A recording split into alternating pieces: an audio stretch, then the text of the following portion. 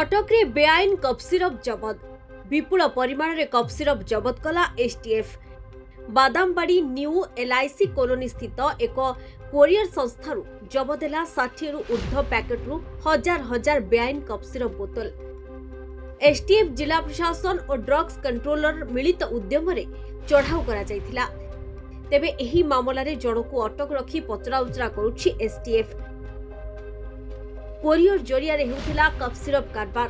तेबे एही cough syrup केउठु आसुथिला और केउठी बिक्री होउथिला ताहार खोलताड़ जारी रखिछि एसटीएफ। कटकरू प्रभु कल्याण पालଙ୍କ रिपोर्ट धरित्री लाइव।